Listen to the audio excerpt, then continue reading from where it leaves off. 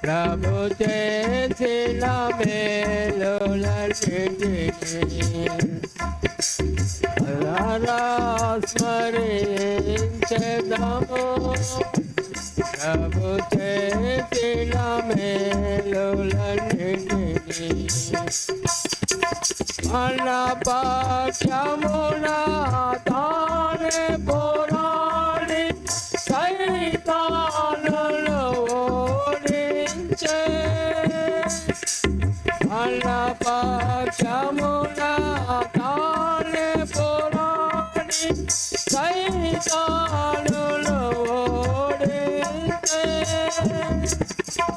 ఇంతవరకు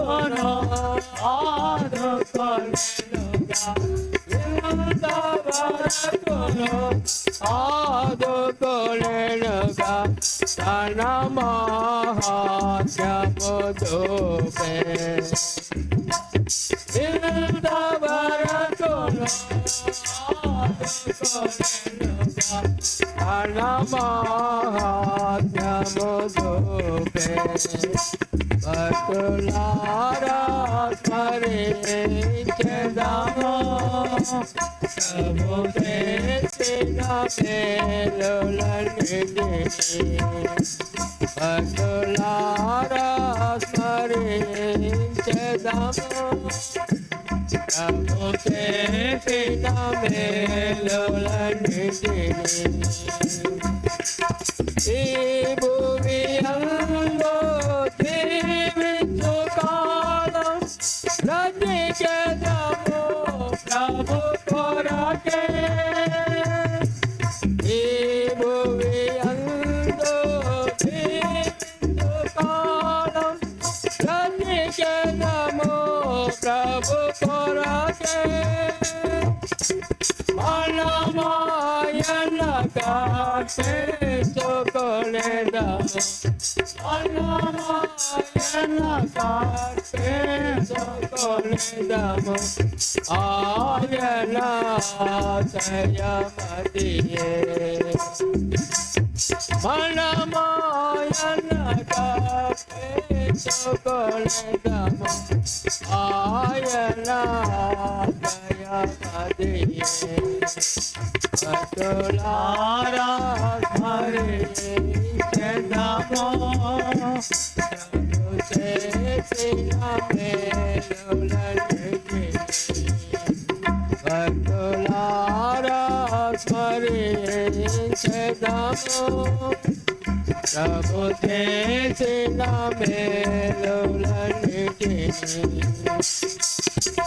కొంచెము కాలమే మిగిలి ఉన్నది ప్రభువును సంధించుటకై. కొంచెము కాలమే మిగిలి ఉన్నది ప్రభువును సంధించుటకై. కనుక మనము నడచుకొనేదము. కనుక మనము నడచుకొనేదము ప్రభు మార్గమున. కనుక మనము నడచుకొనేదము ప్రభు మార్గమున.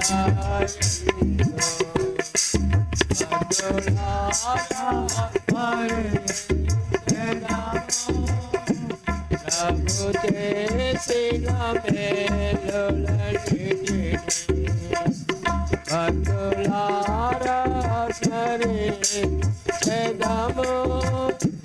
ప్రభు చేసిన మేలులన్నిటినీ అడిగే మోహించు వాటి కన్నా అడిగే మోహించు వాటి కన్నా సర్వము చక్కగా చేసే సర్వము చక్కగా చేసే భక్తులారా స్మరించెదము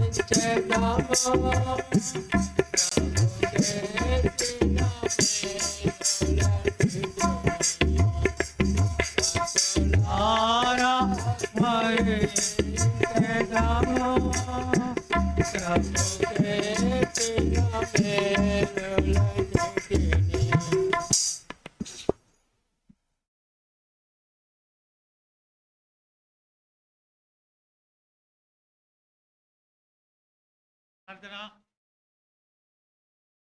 మా పరలోక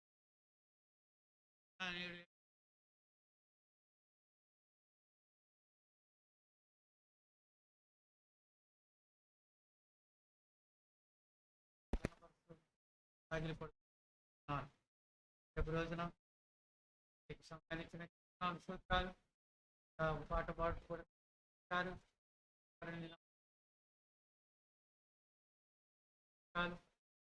బట్టి వర్ణాన్ని కూడా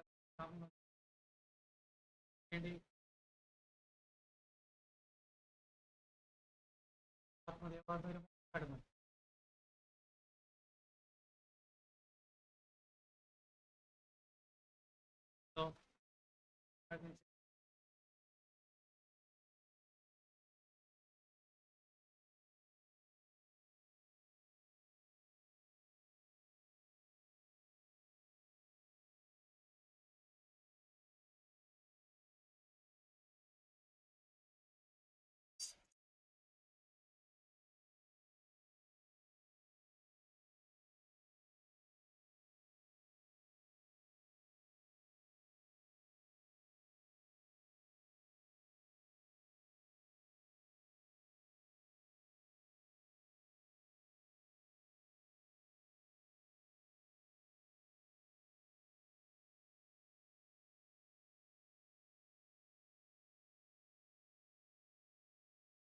ప్రసంగి 2వ అధ్యాయం 25వ వచనాన్ని అందరం కలిసి చదువుకుందాం. ప్రసంగి 2వ అధ్యాయము 26వ వచనాన్ని అందరం కలిసి చదువుకుందాం. ప్రసంగి 2:26. ఏలయనగా దైవ దృష్టికి మంచివాడుగా నుండువానికి దేవుడు జ్ఞానమును తెలివిని ఆనందమును అనుగ్రహించును. అయితే దైవ దృష్టికి ఇటుడగు ప్రయాసపడి పోగు చేయబడిన పని ఆ పాపాన్ని నిర్ణయించును. ఇది వర్ధమని సరే మన కొరకే మళ్ళా చదువుకుందాం. అనుగ్రహించినంతవరకు చదువుకుందామా. ఏలయనగా దైవ దృష్టికి మంచివాడుగా నుండువానికి దేవుడు జ్ఞానమును తెలివిని ఆనందమును అనుగ్రహించును. అంతవరకు చాలు. ప్రార్థన చేస్తున్నాం.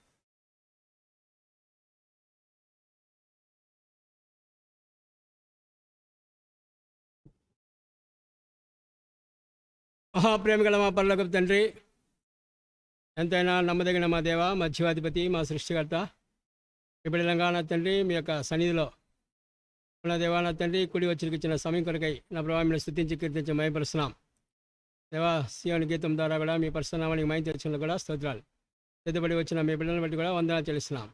ఇంకా ఎవరో రావాలని మీ ఏర్పాట్లు ఉన్నారో అలాంటి వారిని కూడా త్వరగా నడిపించమని కూడా ప్రార్థిస్తున్నాం. ఎక్కడెక్కడ మీ నామను కూడి ఇలాంటి నా ప్రభావ జ్ఞాపకం కూడికల ద్వారా మీ నామాన్ని జ్ఞాపకం చేసుకున్నారో ప్రతి స్థలంలోనికి వచ్చి ఆశ్రయిస్తానని చెప్పిన దేవుడు తండ్రి, మా మధ్యలో కూడా నా ప్రభావ మీరు ఆత్మస్వరూపిగా ఉండి మమ్మల్ని ఆశ్రయించి నడిపించమని మీ పాదాలు పట్టుకొని బ్రతలాడి ప్రార్థిస్తున్నాం. విశేషంగా నా తండ్రి అక్కడ మీ ఇంట్లో చిమ్మి సాపులేసి నా ప్రభావ వాద్యాలు వాసి లైవ్ను అరేంజ్మెంట్ చేసే మీ బిడ్డలను బట్టి కూడా స్తోత్రాలు. వారికి రావాల్సిన ఆశీర్వాదాలు కూడా కుమ్మరించమని కూడా ప్రార్థిస్తున్నాం. భాగ్యం అందించే నా ప్రభా నన్ను కూడా మీ బలమైన చేతులకు అప్పగిస్తున్నా ప్రభా. జ్ఞానంలో కొద్దుగల వాడిని నా ప్రభా నా తండ్రి అయోగ్యుడిని, ఏ మంచి లేని వాడిని నా ప్రభా మీరే యోగ్యమైన పాత్రగా నా తండ్రి నన్ను చేసి నా దేవా నాతోనూ మీ ప్రజలతోనూ మీరే మాట్లాడమని, మీరే నా ప్రభా పరలోకం నుంచి మీ సింహాసనం నుంచి మీరే దయగల మాటల్ని కృపగల మాటల్ని నా ప్రభా నా తండ్రి దేవా అక్కడ గద్దింపుతో కూడినటువంటి మాటల్ని, హెచ్చరిక మాటల్ని, నా ప్రభా ఎవరెవరికి ఏమేమైతే అవసరమో వారికి తగిన మాటల్ని మీరు అనుగ్రహిస్తేనే తప్ప నేనేం చేయలేను, నాకు వేరు కనుక ఏం చేయలేని చెప్పిన దేవుడు ప్రభా కనుక నా తండ్రి నేను నా ప్రభా చేతకాన్ని నేను ఒప్పుకుంటున్నాను, మీరే సహాయపడండి. విశేషంగా నా తండ్రి మేము వాక్యం యొక్క వెలుగులో అప్పగించుకొని ప్రార్థించడకును మా ప్రార్థనలకు జవాబు తెచ్చుకున్నట్టుకు మీరే మాకు సహాయపడమని, ప్రారంభం నుంచి ఆఖరి వరకు మీ నామ మాత్రం మైపడేలాగా కృప చూపించమని లక్షల మధ్యన యేసయ్య నామమున స్తుతి స్తోత్రంతో ప్రార్థిస్తున్న పరిస్థితులైన పరం తండ్రి, ఆమేన్.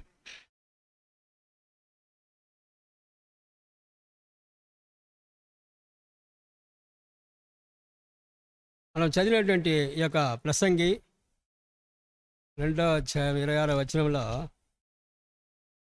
ఏలయనగా దైవ దృష్టికి మంచివాడుగా నుండువానికి దేవుడు జ్ఞానమును, తెలివిని, ఆనందమును అనుగ్రహించను.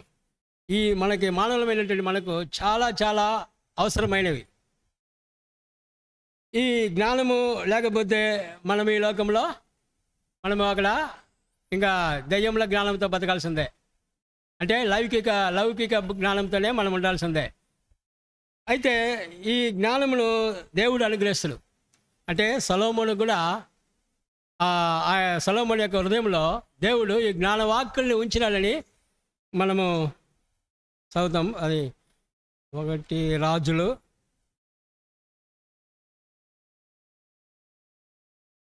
10వ అధ్యాయము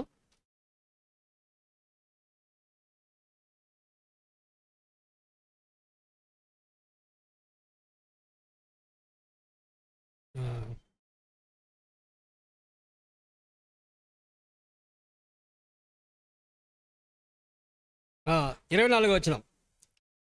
1 రాజులు 10వ అధ్యాయం 24వ వచనంలో, అతని హృదయమందు దేవుడు ఉంచిన జ్ఞానవాక్కులను వినుటకై లోకులందరూ అతని చూడగోరిరి. సొలొమోను యొక్క హృదయంలో దేవుడే ఉంచిండు జ్ఞానవాక్కులు. ఆ సొలొమోను కొలిచే దేవుడినే, సొలొమోను సేవించే దేవుడినే మనము కూడా అక్కడ సేవిస్తున్నాం. ఆ దేవుడే మన దేవుడు. ఆయన నిన్న నేడు మారని దేవుడు. కనుక మన హృదయంలో కూడా మనం ఆయన దృష్టికి మంచిగా నడుచుకున్నట్లయితే మనలో హృదయంలో కూడా ఆయన జ్ఞానవాక్యుల్ని తప్పకుండా ఆయన ఉంచుతాడు. దావీదు కూడా ఒక స్థలంలో చెప్తున్నాడు, ఏమని అంటే, నీ ఆజ్ఞలు నేను అనుసరించి నడుచుకుంటున్నాను కనుక వృద్ధుల కంటే కూడా ఎక్కువైనటువంటి జ్ఞానము నాకు దయచేస్తున్నామని చెప్పి దావీదు కూడా చెప్తున్నాడు. ఈ జ్ఞానం అనేది మనుషులమైనటువంటి మనకు ఎంతో ఎంతో అవసరము. ఈ జ్ఞానము మనం సంపాదించుకోవాలంటే మనం ఏం చేయాలి? చాలా చాలా సులువే, చాలా తేలిక. యెహోవా యందు చెప్పండి భయభక్తులు కలిగి ఉంటే జ్ఞానమునకు మూలము. అప్పుడు ఆయన యందు భయభక్తులు కలిగి ఉంటేనే చాలు, మనకు దేవుడు ఈ యొక్క జ్ఞానాన్ని మనకు దేవుడు అనుగ్రహిస్తాడు. ఈ జ్ఞానం అనేది మనము కుటుంబంలో కావాలి, మన ఉద్యోగ స్థలాల్లో ఈ జ్ఞానం కావాలి, మన సమాజంలో ఉండేటప్పుడు కూడా ఈ జ్ఞానం కావాలి, మన సంఘంలో కూడా ఈ జ్ఞానం అనేది మనకు ఎంతో ఎంతో అవసరం. అంటే 2 జ్ఞానాలు ఉన్నాయి. లౌకిక జ్ఞానం ఉంది, దైవ జ్ఞానము ఉంది. ఈ లౌకిక జ్ఞానం అనేది లోక సంబంధమైనది. అటువంటిది జ్ఞానము మనకు వచ్చేసి ఏ ప్రయోజనం లేదు. అటువంటి జ్ఞానము దేవుని దృష్టికి అది ప్రయోజనకరమైనది కాదు. మనకు కూడా అది ఏ మేలు కూడా చేకూర్చేది కాదు. దాని గురించి మనం ఇప్పుడు చదువుదాం. యాకోబు రాసిన పత్రిక 3వ అధ్యాయం. యాకోబు రాసిన పత్రిక 3వ అధ్యాయము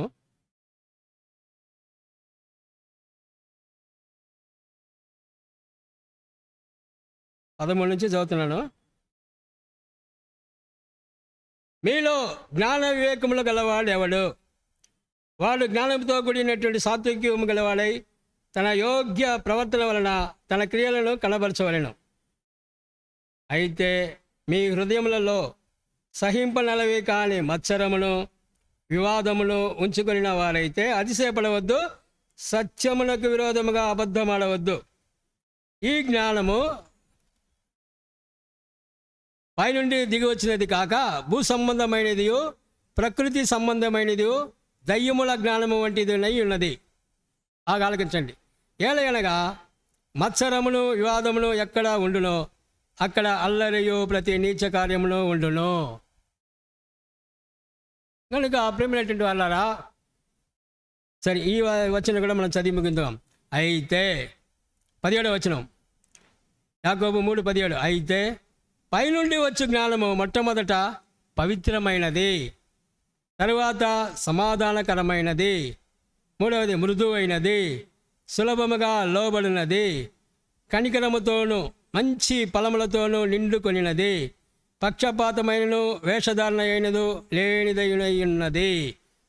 వీళ్ళరా, ఇప్పుడు మనం పరీక్షించుకోవాల్సింది ఏంటంటే, మనము ఏ జ్ఞానంతో నడిపింపబడుతున్నాం అనేది మనం ఈరోజు మనం పరీక్షించుకోవాలి. లౌకిక జ్ఞానంతో నడిపింపబడుతున్నామా, లేక పైనుండి వచ్చినటువంటి దేవుని జ్ఞానంతో మనం నడిపింపబడుతున్నామా? ఈ లౌకిక జ్ఞానం వచ్చేసి అది ఎట్లాంటిదంటే, అదే మనం చదివినాం, అక్కడ మత్సరం ఉంటుంది, ఓర్వలేనితనం, రెండవదిగా వివాదాలు ఉంటాయి, అక్కడ మూడవదిగా అల్లరి ఉంటుంది. దానికి మించి ఇంకా పోతే ప్రతి నీచ కార్యం కూడా అక్కడ జరగద్ది. అయితే పైనుండి వచ్చే జ్ఞానం ఎలాంటిదంటే, అది మొట్టమొదట పవిత్రమైనది. మన దేవుడు ఏ విధంగా పరిశుద్ధుడిగా ఉన్నాడో మనము కూడా పవిత్రంగా జీవించాలని తపన, అటువంటి ఒక ఆసక్తి మనకు అది కలిగిస్తూనే ఉంటుంది. అసహ్యమైనది దాన్ని మనము పట్టించుకోం, దాన్ని అసహించుకుంటాం. ఇది మన దేవునికి దృష్టికి అది కానిది, కనుక ఇది అపవిత్రమైనది అని చెప్పేసి అపవిత్రమైన వాటికి జోలికి పోకుండా మనము పవిత్రంగా నడుచుకోవడానికి మనము ప్రయాసపడే వారంగా ఉంటాం. రెండవదిగా సమాధానకరమైనది. సమాధానంగా అందరితో కూడా సమాధానంగా ఉండాలని ఆశిస్తుంది అన్నమాట. ఎవరి దగ్గర కూడా అక్కడ మత్సరము కానీ క్రోధము కానీ అల్లరి పెట్టుకోవాలని వివాదం పెట్టుకోవాలని అక్కడ అటువంటివి ఉండవు. సమాధానము అక్కడ కరమైనదిగా ఉంటుంది. మృదువైనది, మాటలు కూడా మృదువైన మాటలుగా ఉంటాయి, ఆ యొక్క కఠినమైన మాటలుగా ఉండవు, కనుక మృదువైనదిగా ఉంటుంది.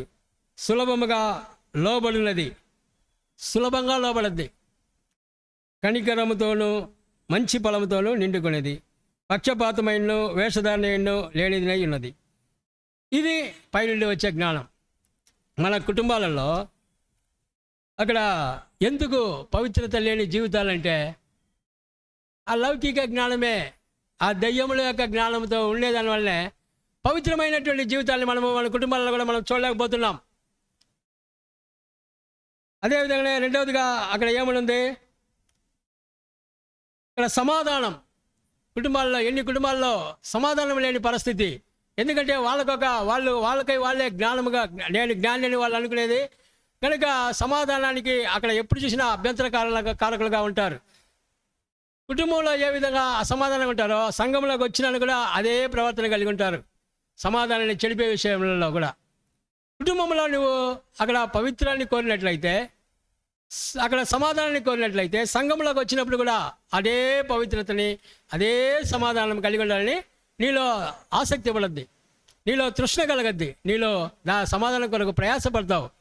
నీ మీద ఎవరైనా పొరపాటుగా ఏదైనా చెప్పినా కానీ దాన్ని తట్టుకోలేక వెంటనే ఆ వ్యక్తి దగ్గరికి పోయి చెప్పు, నా పొరపాటు ఏదో చెప్పు, నేను వచ్చేసి క్షమాపణ అడుగుతాను అని చెప్పి నేను వచ్చేసి ఆ విధంగా సమాధానం కోరేవాళ్ళు ఆ విధంగా ఉంటారు.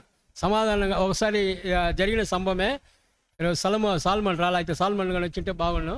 సాల్మన్ కొన్ని రోజులు నాతో పలకలా, మరి నాన్న గురించి ఏం చెప్పారో తెలియదు. అయితే అవతల ఒకరోజు సాల్మన్ యాకోబు ఇద్దరు ఉన్నప్పుడు, యాకోబా సొలొమోను నాతో పలికేది లేదు, సాల్మన్ నాతో పలికేలేదు, అది యాందని చెప్పినట్టే నేను క్షమాపణ అడుగుతాను అని చెప్పేసి అక్కడ యాకోబు దగ్గర చెప్పాడు. యాకోబులా వదలలా, రే యాంతరా చెప్పరా, ఎందుకురా అంకుల్తో కూడా పలకమంట, ఎందుకురా అని చెప్పేసి యాకోబు వచ్చేసి బలవంతం చేసిండు. అయితే సాల్మన్ ఎవరు కాబట్టి ఆ సమయంలో వచ్చేసి బదులు చెప్పలా.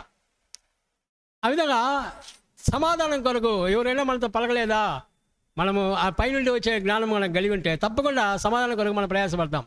అలాంటి వ్యక్తి నా మీద తప్పుగా భావించండేమో, సరే అది ఏ తప్పు ఏపుకున్నట్లు కదా, నా పొరపాటుని నాకు తెలియజేయండి, నేను క్షమాపణ అడుగుతానని చెప్పి ఏపు కూడా ఒక స్థలంలో చెప్తున్నాను. ఆ విధంగా మన పొరపాట్లు ఏమైనా సరే, మన గురించి ఎవరైనా వ్యక్తిగా తప్పుగా మాట్లాడినప్పుడు కూడా సరే, అది మనకు తెలిసిన వెంటనే అది మనము దాన్ని ఆ వ్యక్తి దగ్గర సమాధాన పడేదే, అదే పైనుండి వచ్చేటువంటి జ్ఞానం.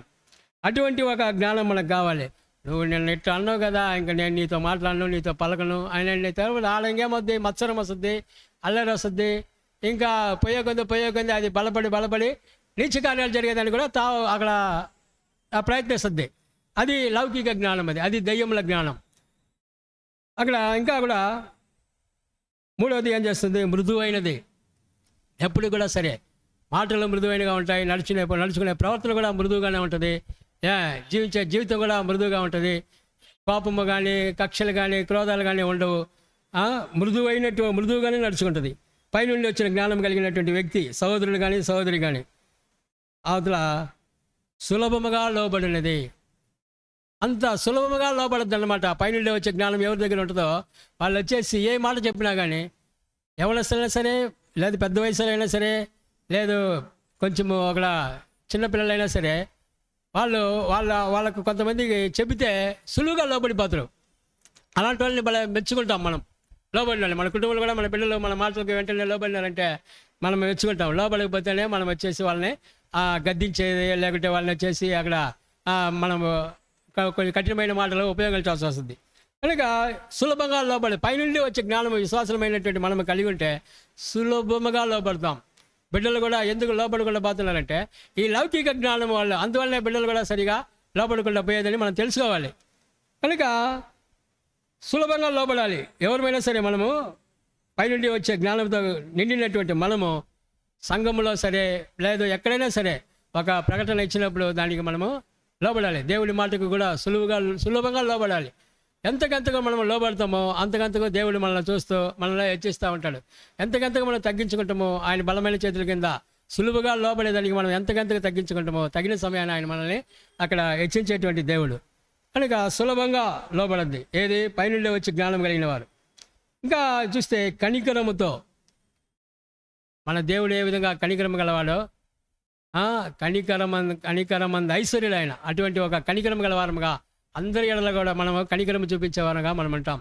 వారి కుటుంబ విషయాల్లో కానీ, వాళ్ళ యొక్క వ్యక్తిగత విషయాల్లో కానీ మనకు తెలిసినప్పుడు వాళ్ళ కోసం ప్రార్థించేవారముగా, లేదు మనకు దేవుడు ఇచ్చినటువంటి సాయం కూడా ఏదైనా సాయం చేయాలన్నా కానీ అటువంటి సాయం చేసేవాళ్ళముగా, కనికరము చూపించే వాళ్ళముగా అక్కడ మనము ఉంటాం. మంచి ఫలముతో నిండుకున్నది, మంచి ఫలముతో, అదే ఆత్మీయ ఫలం తెలుసు కదా, ప్రేమ, సంతోషము, సమాధానము, దీర్ఘశాంతము, దయాలత్వము, మంచితనము, ఇవన్నీ కూడా ఇటువంటి ఒక మంచి ఫలముతో నిండుకొని ఉంటుంది అన్నమాట పైనుండే వచ్చే జ్ఞానం. పక్షపాతమైనను వేషధారణను లేనిదినై ఉన్నది. పక్షపాతం, వీడు నావాడు, వాడు కానివాడు, వీడికి నేను ఇది చేస్తాను, వాడికి నేను అది చేస్తాను, వాడికి నేను చేయను, ఇలాంటి పక్షపాతాలన్నీ కూడా అక్కడ ఉండనే ఉండవు. వీడు నాకు సొంతోడు, వీడు నాకు అయినోడు, వాడు వచ్చి వాడు కానోడు, వాడు దూరస్తుడు అనేటటువంటి ఒక పక్షపాతాలన్నీ కూడా ఉండవు. సంఘంలో పక్షపాతాలు అనేవి ఉండనేకూడదు. అదే మనం వచ్చేసి సంఘంలో పక్షపాతం లేని వాళ్ళగా మనం నడుచుకోవాలి. పక్షపాతమైన అక్కడ వేషధారణ అయినా కూడా లేదు. వేషధారణ సంఘంలో ఒక మాదిరి, ఇంటి దగ్గర ఒక మాదిరి, లేదు ఉద్యోగంలో ఒక మాదిరి, ఇటువంటి ఒక వేషధారణ అయినా కూడా లేనిదిగా ఉంటుంది. ఇప్పుడు మనము ఎటువంటి ఒక జ్ఞానం ద్వారా మనము నడిపింపబడుతున్నాం అనేది మనము పరీక్షించుకోవాలి. ఈ యొక్క లౌకిక జ్ఞానం ఎక్కడ ఉంటుందో అక్కడ, ఆ దయ్యము జ్ఞానం ఎక్కడ ఉంటుందో అది అక్కడ మత్సరం ఉంటుంది, వివాదం ఉంటుంది, అల్లరి ఉంటుంది, ప్రతి నీచ కార్యాలు కూడా ఉంటాయి.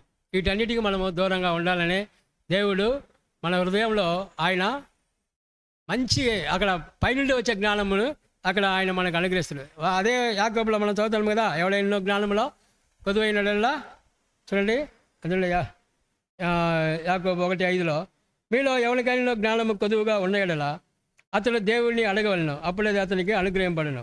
ఆయన ఎవరిని గద్దింపగా అందరికీ ధారాళంగా దయచేయవాడు. అందరికి కూడా ధారాళంగా దయచేస్తాడు. అందరికీ ప్రియులారా, ఈ పైనుండే వచ్చే జ్ఞానము మనకు ఉన్నప్పుడు ఈ లోక సంబంధమైన జ్ఞానంలో కూడా మనం హుషారుగా మనం ఉంటాం. అన్నిట్లలో కూడా ఈ ఒట్టి లోక సంబంధమైనటువంటి జ్ఞానమే పెట్టుకొని పైనుండే జ్ఞానం లేకపోతే ఏ ప్రయోజనం లేదు. అయితే ఈ పైనుండే వచ్చే జ్ఞానము మనకు ఉన్నప్పుడు లోక సంబంధమైనటువంటి జ్ఞానంగా కూడా దేవుడు జ్ఞానంగా నడుచుకునేదానికి ఆయన మనకు సహాయపడుతూనే ఉంటాడు. నాకు తెలిసి అది ఒక మాట జ్ఞాపకం వస్తుంది. కొర్నేలు అని చెప్పి జోషములో ఒక పెద్ద ఆయన ఇంటిలో బాడీగా ఇచ్చేదానికి ఆయన బోర్డు పెట్టిండు. అప్పుడు ఇద్దరు వచ్చిండ్రు, అంటే విక్రాంకులు, ఆయన, ఆ కొన్నేళ్ళని ఆయన, నేను, ముగ్గురు ఉన్నాం ఆ సమయంలో. అప్పుడు మరిగా వచ్చిండ్రా, ఏమైంది బ్రదర్ అని అడిగితే మరిగా అప్పుడు ఆ స్త్రీని చూస్తే ఉగిసంలాగా ఉంది, ఆ పురుషుని చూస్తే ముసలోడుగా ఉండు, అందుకని నేను ఈలేదు సందేహపడి అని చెప్పేసి ఆ కొన్నేళ్ళని అంకుల్ ఆయన ఈల ఆ ఇల్లుని. ఆ విధంగా ప్రియులారా, పైనుండే వచ్చే జ్ఞానంతో మనం ఉంటే లోక సంబంధమైనటువంటి జ్ఞానం కూడా మనకు దేవుడు అనుగ్రహిస్తుడు. అలాంటి వాళ్ళకి ఇచ్చి తిప్పలు పడి ఏమైనా మన వెనకాల మాదిరిగా కాని వాళ్ళందరూ కూడా ఇంటికి వచ్చి పోతూ ఉంటే అది దేవుని బిడ్డ ఇల్లు, అది వచ్చేసి ఆడ రిపేర్ కావద్దు, అదే పేరు పోకూడదు, కనుక ఆ పేరు రిపేర్ కావద్దు. అందుకనే దేవుడు ముందుగానే ఆయన జ్ఞానం ఇచ్చి నేను వాళ్ళకి ఇల్లేదు బ్రదర్ అని. ఇంకా ఎన్నో లోక సంబంధంగా మనం ఏ విధంగా నడుచుకోవాలని కూడా, అంటే మన ప్రభు ఒక దిక్కు చెప్తాను కదా, అక్కడ పాముల వలె వివేకులను, అక్కడ పావురముల వలె నిష్కపటులై ఉండుడి. అటువంటి ఒక వివేకాన్ని కూడా, లోక సంబంధమైనటువంటి జ్ఞానం కూడా, లోక సంబంధమైనటువంటి వివేకం కూడా, తెలివిని కూడా దేవుడు మనకి అనుగ్రహిస్తుడు. ఎప్పుడు పైనుండే వచ్చే జ్ఞానం కావాలని నువ్వు ఆశించినప్పుడు, ప్రభా ఆ జ్ఞానాన్ని నాలో హృదయంలో పుట్టించమని నువ్వు అడిగినప్పుడు, దేవుడిని ధారాళంగా నువ్వు అడిగినప్పుడు ఆ జ్ఞానాన్ని దేవుడు తప్పకుండా ఆయన దయచేస్తాడు. ఈ జ్ఞానాన్ని మనము అడగాలి. కనుక మన బిడ్డలు కూడా ఎటువంటి జ్ఞానంతో నడుచుకుంటున్నారు అనేది మనం పరీక్షించాలి. మన కుటుంబస్తులో మనం ఏ విధంగా మనం నడుచుకుంటున్నాం మనం అని చెప్పి మనం చూసుకోవాలి. పైనుండే వచ్చే జ్ఞానం రక్షింపడినటువంటి మనం బాగా జాగ్రత్తగా ఉండాలి. పైనుండే వచ్చే జ్ఞానంతో, ఇలాంటి చెప్పబడినటువంటి మాటలతో మనము నిండుకొని ఉండాలి. కనికరముతో, మంచి ఫలముతో, సులభంగా లోబడే వారముగా, అదేవిధంగానే అక్కడ మృదువుగా, అక్కడ సమాధానంగా, పవిత్రంగా, ముఖ్యంగా ఫస్ట్ పవిత్రమే. ఆ పవిత్రం అనేది మనము కాపాడుకోవాలి. అక్కడ పవిత్రాలైన కన్యకలుగా ఒక్కడే పురుషునికి అక్కడ ప్రదానం చేయబడినటువంటి మనము, పవిత్రులైన కన్యకలంగా ఒక్కడే పురుషునికి మనము ప్రదానం చేయబడినటువంటి వాళ్ళము. అదే కొరింథీయులకు రాసిన పత్రిక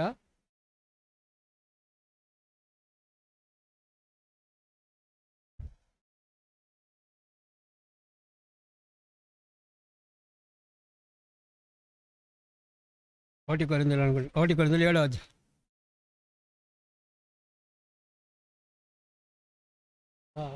కాదు కాదు,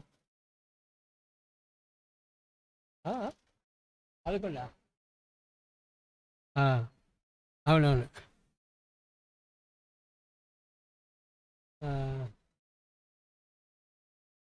1 కొరింథీయులు 11, 2 కొరింథీయులు 11, 2 కొరింథీయులు 11, 2 కొరింథీయులు రాసిన పత్రిక 11:2లో దేవాసక్తితో మీ ఎడల ఆసక్తి కలిగి ఉన్నాను. ఎందుకనగా పవిత్రురాలైన కన్యకలుగా ఒక్కడే పురుషునికి అనగా క్రీస్తుకు సమర్పింపవాలని మిమ్మల్ని ప్రదానము చేసి తిని.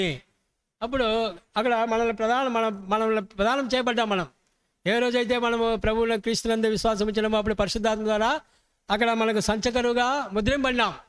కనుక ఎవరైనా సరే ఒక అమ్మాయి ఇంకొక అబ్బాయికి ప్రదానం చేసిన తర్వాత ఇంకొక పురుషుడు చేయబట్టుకుంటే అది న్యాయమాదే? అది బాగుంటుందా? అదే పవిత్రమాది? అది పవిత్రం కానే కాదు. కనుక ఎప్పుడైతే మనము వాడిని ఆ పాత పురుషుణ్ణి మనం విడిచిపెట్టి వచ్చేసినామో ఇక మీద మన పరమ భర్త ఆయన యేసుక్రీస్తుకే, ఆయనకే మనం ప్రదానం చేయబడినాం. ఆయన వచ్చేంత వరకు, లేక మనం చనిపోయేంత వరకు మనం వచ్చి ఇంకా ఆయన్నే పవిత్రంగా, ఆయన కొరకే మనం ఇంకా భూలోకంలో పవిత్రమైన కన్యకలంగా మనం జీవించాలి ప్రియమైన వల్ల. అందుకే ఆ పవిత్రంగా జీవించడానికి ఆ పైనుండి వచ్చే జ్ఞానము మనకి అవసరము. అదేవిధంగానే సమాధానం అవసరము, మృదుత్వం అవసరము, సులువుగా లోబడే కార్యం అవసరము, కనికరం అవసరము, మంచి ఫలముతో నిండుకొని ఉండేది అవసరము. పక్షపాతము, వేషధారణ మనకు అవసరం లేదు. అవి పక్షపాతం, వేషధారణ మనకు వద్దు. కనుక ఇటువంటి ఒక జ్ఞానము కలిగి మనము నడుచుకోవాలి.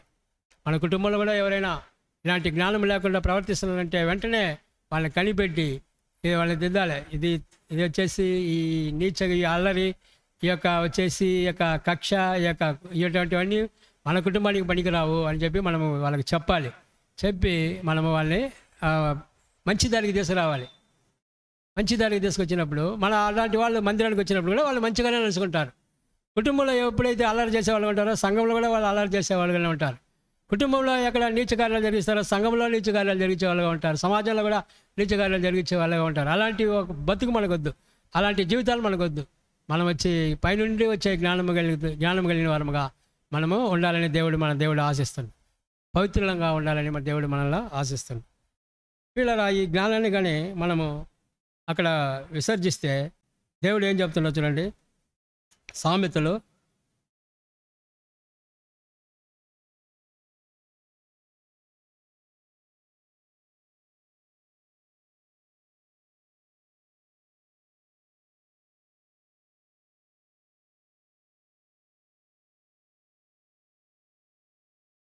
1:29. సామెతలు 1:29లో జ్ఞానము వారికి అసహ్యమాయను, యెహోవా యందు భయభక్తులు కలిగి ఉంట వారికి ఇష్టము లేకపోయిను. ఈ జ్ఞానాన్ని అసహించుకుంటే, యెహోవా యందు భయభక్తులు లేకుండా ఉంటే, దేవుని ఆలోచన వినకపోతే, అక్కడ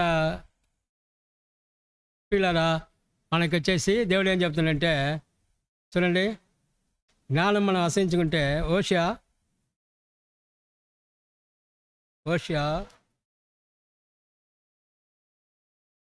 4వ అధ్యాయము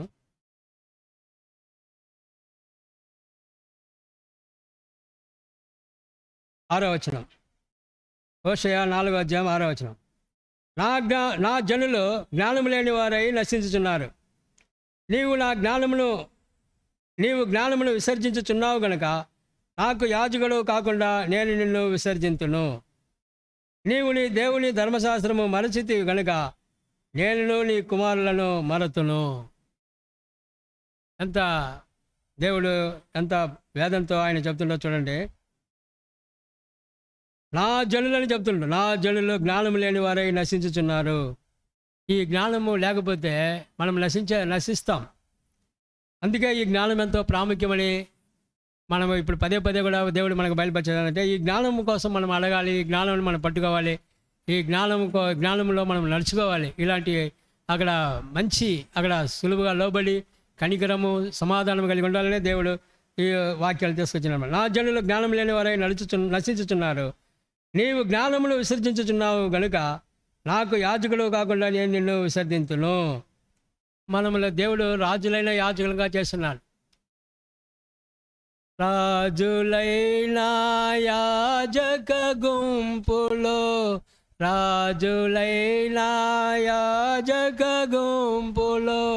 నన్ను కూడా చేర్చిన అనే పాడతాం కదా మనము. ఇప్పుడు మనం రాజులము యాజకులము. ఇంకా ఈ జ్ఞానాన్ని మనము అక్కడ విసర్జిస్తే, ఈ యాజకత్వంలో నుంచి మనల్ని త్రోసివేస్తే మన పరిస్థితి ఏమైనా ఆలోచించండి. ఎవరెవరైతే అక్కడ లోకంలో నుంచి దేవుడు ప్రత్యేకించుకొని తన కొరకై రాజులుగా యాజకులుగా చేసినాడో మనము గొప్ప ధన్యులమే. ఆ రోజుల్లో కూడా ఇలాంటి పదవులు లేనే ఒకే వ్యక్తికి. ఒకటి రాజు అంటే రాజే, యాజకుడు అంటే యాజకుడే. అవరోను కుమారులుగా యాజకత్వము. అదేవిధంగా రాజులు తనిగా ఉంటారు. ఒక రాజు నేను చేస్తాను యాజకత్వం పని అని చెప్పి పోయి తెగించిపోయిండు. వెంటనే అక్కడ నొసట కుష్ఠరోగం వచ్చింది. చచ్చేదా కూడా ఆ యొక్క కుష్ఠరోగంతోనే అతడు మరణించినట్లుగా అక్కడ మనకు తెలుసు. కనుక ఇప్పుడు మనకు అట్ట కాదు, మనం వచ్చేసి 2 పదవుల్ని దేవుడు మనకి ఇచ్చిండు, రాజులై యాజకులంగా. కనుక ఈ 2 పదవుల్ని దేవుడు మనకి ఇచ్చిందంటే మనం ఎంత ధన్యులమే, ఎంత భాగ్యవంతులమని కూడా ఆలోచించి చూడండి. కనుక ఆయన ఏమంటున్నాడు, నీవు జ్ఞానమును విసర్జించున్నావు కనుక నాకు యాజకుడు కాకుండా నేను నిన్ను విసర్జించును.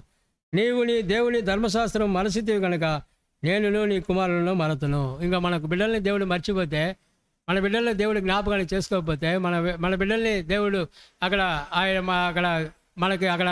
మన దృష్టి మన బిడ్డల మీద లేకపోతే ఆయనే కానీ మర్చిపోయినట్టే. ఇంకా మన బిడ్డల యొక్క జీవితం ఏం జీవితం, ఇంకా పాప జీవితమే, ఇంకా వచ్చేసి ఇంకా లోక సంబంధమైనటువంటి జీవితమే, వచ్చేసి ఇంకా తిరుగుబాటుతో కూడినటువంటి జీవితము, నీచకతో కార్యములతో కూడిన జీవితం.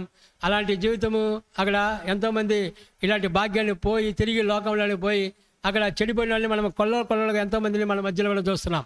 కనుక అటువంటి ఒక జీవితం అనేది జీవితం కాదు ప్రియులారా. మన జీవితం అనేది దేవుని కొరకై అక్కడ మనము రాజులైన యాజకులుగా దేవుడు మనం చేసింది. ఆ యాజకులు వచ్చి ఎలాంటి వాళ్ళంటే ప్రజలలో గనులంట. అది చూస్తాను లేవి సంఖ్యాకాండం అనుకుంటా.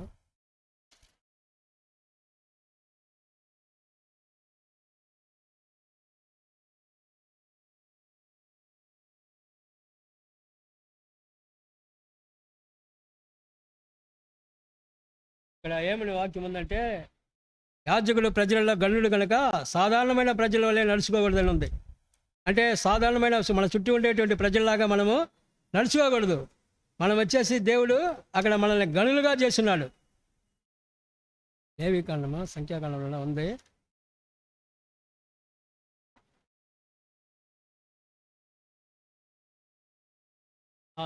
చూడండి, సంఖ్యాకాండం 21వ అధ్యాయము, లేవికాండం 21వ అధ్యాయం, క్షమించండి, లేవికాండం 21వ అధ్యాయము 4వ వచనం.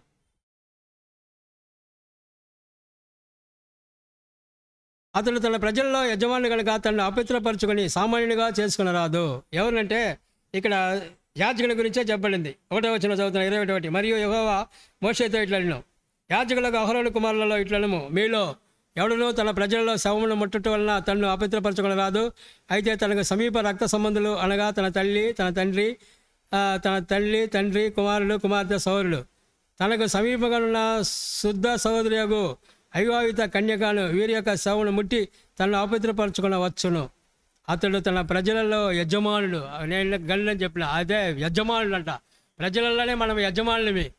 ఇటువంటి ఒక ఎంత చూడండి, మనకి ఎటువంటి ఒక ఆస్తులు లేవు, ఆఫీసులు లేవు, కంపెనీలు లేవు, అయినా కానీ మనం యజమానులమే. ఎందుకంటే ఒకరోజు ఈ యజమానత్వము దేవుడు మనకి 10 పట్టణాల పైన మనలో ఒక యజమానిగా ఆయన ఉంచబోతున్నాడు.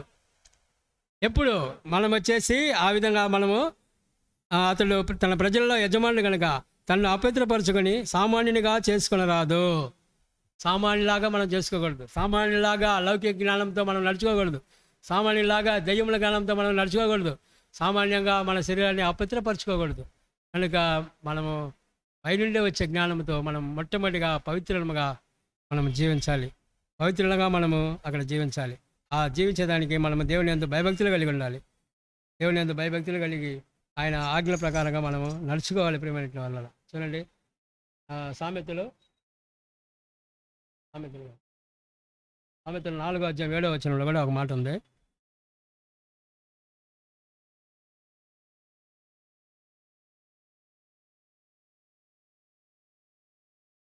సామెతలు 4వ అధ్యాయము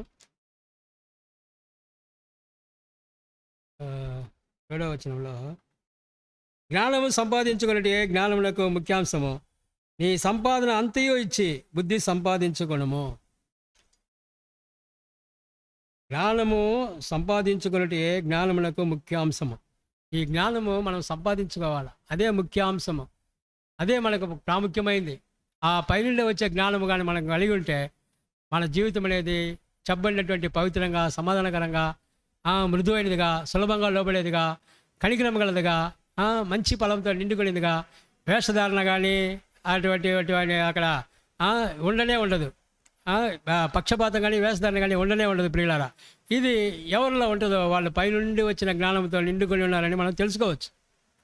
అది కాకుండా వేరేది కానీ జరిగిందనుకో, ఇది ఆ జ్ఞానము, ఇది వచ్చి ఆ దెయ్యముల జ్ఞానము, ఇది వచ్చేసి ఆ లౌకిక జ్ఞానము అని చెప్పి మనం తెలుసు. ప్రకృతి సంబంధం అయినటువంటి వాడు దేవుడి సంగతులు తెలుసుకోలేడు. ఎన్ని సంవత్సరాల గుడికి రాని చూడండి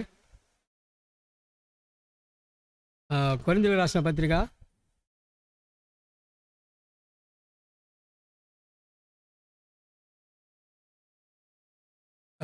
2వ అధ్యాయం 14వ వచనం. సరే, 13-14 చదువుతున్నాను. మనుష్య జ్ఞానము నేర్పు మాటలతో కాక ఆత్మ సంబంధమైన సంగతులతో సరిచూచుచు ఆత్మ నేర్పు మాటలతో వీటిని గురించి మేము బోధించుచున్నాము. ప్రకృతి సంబంధమైన మనుషుడు దేవుని ఆత్మ విషయములను అంగీకరింపడు. అవి అతనికి వెరితనముగా ఉన్నవి. అవి ఆత్మానుభవము చేతనే వివేచింపదగును గనక అతడు వాటిని గ్రహింపజాలడు. ప్రకృతి సంబంధం అయినటువంటి మనిషి రక్షమన్నా కానీ ప్రకృతి సంబంధమైన మనిషిగా పాత జీవితంతో నడుచుకునేవాడు ఎన్ని సంవత్సరాలైనా గుడికి రాని, ఎన్ని సంవత్సరాలైనా రాని అతడు దేవుని సంగతులు తెలుసుకోలేడు. దేవుని సంగతులు అతనికి అవి గ్రహింపుకు రావు. అవి వాటిని గ్రహించుకోలేడు. అవి వచ్చేసి ఆ పైనుండి వచ్చే జ్ఞానం ద్వారా, ఆ పవిత్రమైనటువంటి జీవితం ద్వారా, ఆ ఆత్మ సహాయం ద్వారానే మనము ఆత్మ సంబంధమైనటువంటి సంగతులను మనము గ్రహించగలము, వివేచింపగలము, వాటి ప్రకారంగా మనం నడుచుకోగలము. కనుక వీటన్నిటి కూడా దేవుడు అన్నీ మనకి ఈ లోకంలో ఈ జ్ఞానం అనేది కానీ ఉంటే దేవుడు మనకి ఏ కొదువ ఉంచనే ఉంచలేదు. ఇది వచ్చి సత్యం ప్రియులారా. నువ్వు నువ్వు ఆ ఐశ్వర్యాన్ని సంపాదించుకోవాలా, దానికి కూడా కావాల్సిన బలం ఇస్తాడు. నీకు వచ్చేసి ఈ కుటుంబంలో ఏదైనా బాధలు కష్టాలు తీరలేదా, వాటికి కావాల్సినటువంటి ఆ పరిష్కారాన్ని దేవుడు కలిగిస్తాడు అనమాట. ఎందుకంటే ఆయన దగ్గర, మన ప్రభు దగ్గర చూడండి, కొలస్సీలకు రాసిన పత్రిక ఆఖరిగా వచనం చూస్తాను, మనం ప్రార్థన పోదాం. కొలస్సీలకు రాసిన పత్రిక 3వ అధ్యాయం.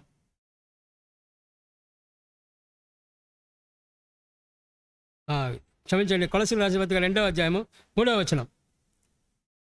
బుద్ధి జ్ఞానముల సర్వ సంపదలు ఆయన యందే గుప్తములై ఉన్నవి. బుద్ధి కావాలన్నా, జ్ఞానం కావాలన్నా, సర్వ సంపదలు కావాలన్నా ఆయన యందే గుప్తములై ఉన్నవి. నువ్వు చేయాల్సిన పని ఏంటంటే అడగాల. అడిగితే ఆయన చేస్తాడు. సొలొమోను హృదయంలో జ్ఞానంతో కూడినటువంటి వాక్కులు పెట్టినటువంటి దేవుడు మన హృదయంలో ఎందుకు పెట్టడు? తప్పకుండా పెడతాడు. దావీదుకు వృద్ధుల కంటే జ్ఞానం ఇచ్చినవాడు మనకెందుకు వీడు? తప్పకుండా ఇస్తాడు. ఆయన చెప్పింది కదా, అడుగుడి మీకు ఇవ్వబడినని.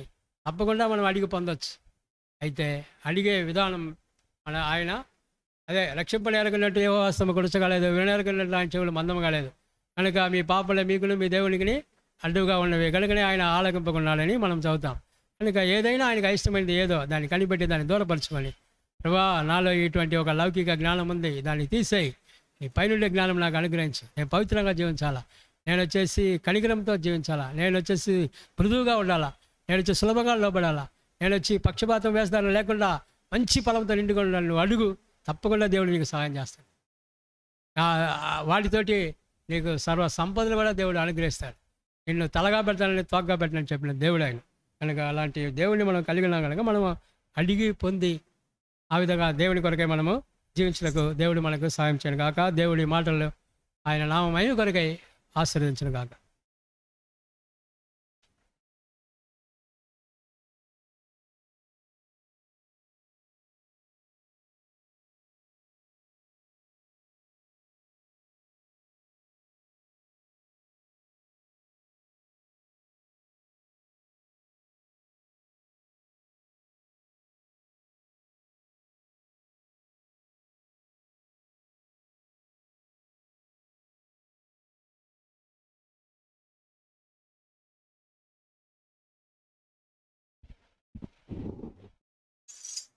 ఉన్న వాక్య వెలుగులో మొదటగా మనం అప్పగించుకొని ప్రార్థన చేస్తాం. తర్వాత విన్నపాల కొరకై ప్రార్థన చేస్తాం.